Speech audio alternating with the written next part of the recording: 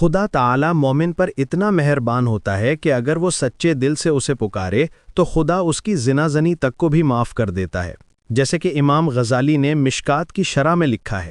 لیکن صرف ایک گناہ ایسا ہوتا ہے جسے کرنے پر اعمال کو ان کے منہ پر دے مارا جاتا ہے، اور وہ گناہ ہے فخر و تکبر۔ فخر ایسا گناہ ہے جو مومن کی روحانی ترقی کو بالکل روک دیتا ہے۔ ایک بندہ چاہے اپنے اعمال کو کتنا ہی خوبصورت بنا لے، لیکن خدا جانتا رہتا ہے کہ نہ جانے کون سے وقت میں میرے اندر کی غلامی میرا لباس اتار دے گی، اور پھر میں اپنے اعمال پر فخر کرنے لگ جاؤں۔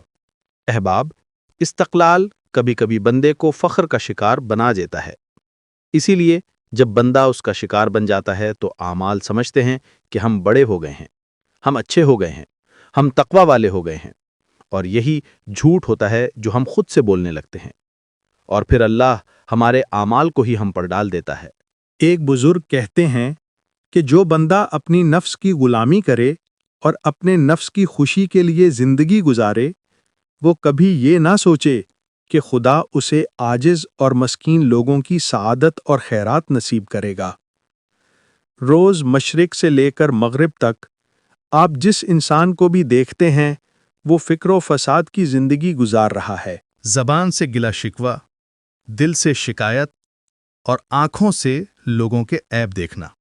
آج کے دور کا ہر انسان اپنے گزرے ہوئے لمحوں پر پچھتاتا نظر آتا ہے۔ اگر وہ بجائے پچھتانے کے، بجائے فکر شدہ ہونے کے، اپنی زندگی کی کتابوں میں لکھے ہوئے عیب کو دیکھ لے تو یہ بندہ بہت کمال کا انسان بن سکتا ہے۔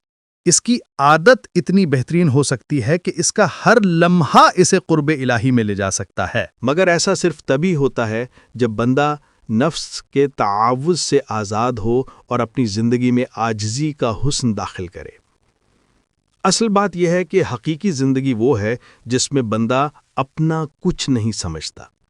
جو بندہ اپنے اعمال کا مالک بن جائے، اپنی طاقت کا مالک بن جائے، اپنے علم کا مالک بن جائے، ایسا بندہ اپنی زندگی کے ایک بھی لمحے میں خدا کو حاصل نہیں کر سکتا۔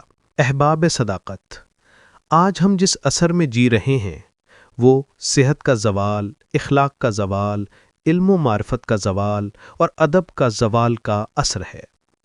آج ہر کوئی چاہ رہا ہے کہ لوگ مجھے آداب سے پکاریں، مجھے وظیفہ دیں، مجھے مقام دیں، مجھے رتبہ دیں۔ آج ہر بندہ اس فکر میں ہے کہ کوئی میری عزت کرے۔ لیکن وہ عزت کیا؟ عزت جو لوگوں کے دل سے آئے۔ حقیقی عزت وہ ہے جو خدا دیتا ہے۔ عزت و ذلت تو خدا کا کام ہے، کہ لوگوں کا کام نہیں۔ آج کل ہر کوئی دوسروں کی طرف دیکھتا ہے کہ ہمیں کوئی مقدر بنا کر دے، کوئی ہمارے اعمال کی تعریف کرے، کوئی ہماری عبادت کا ذکر کرے، اور یہی وہ سٹیپ ہے جہاں سے بندہ تکبر کا شکار ہوتا ہے۔ ابن قیم کہتے ہیں، نفس کی سب سے بڑی بیماری تکبر ہے، اور روح کی سب سے بڑی دوا عاجزی ہے۔ آج ہم دنیا کو تو جانتے ہیں، دنیا کے راستے کو بھی جانتے ہیں، لیکن دنیا کے جال کو نہیں سمجھتے۔ یہ جال کبھی کبھی ایسے بے حسی کے ساتھ بندے کو لپیٹ لیتا ہے کہ بندہ عبادت میں بھی فخر ڈھونڈنے لگتا ہے۔ وہ صداقت میں بھی فخر کرتا ہے، وہ رہنمائی میں بھی فخر کرتا ہے، وہ حق کی بات میں بھی اپنی بڑائی ڈھونڈتا ہے۔ احباب، یاد رکھیے، فخر انسان کو عبادت کی راہ سے نہیں، رحمت الہی کی راہ سے دور کرتا ہے۔ انسان کی عبادت تو کمزور ہے، اس کا علم ادھورا ہے، اس کا تحمل بے حصول ہے۔ اگر خدا کے کرم کا سہارا نہ ہوتا تو ہم ایک سجدہ کرنے کے بھی لائق نہ ہوتے۔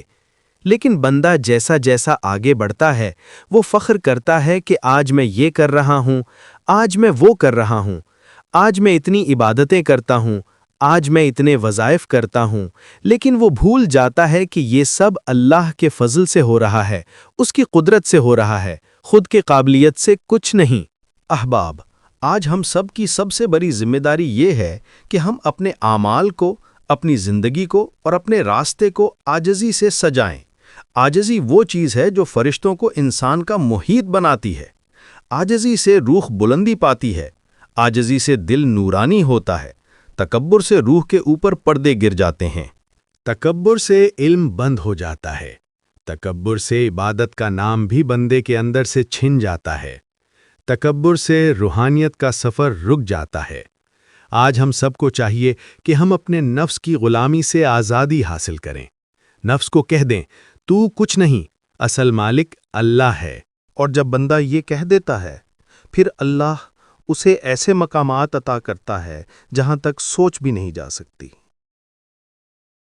احباب صداقت، اپنے آپ کو نیچا رکھنا سیکھو، اپنے آپ کو بے نور سمجھنا سیکھو۔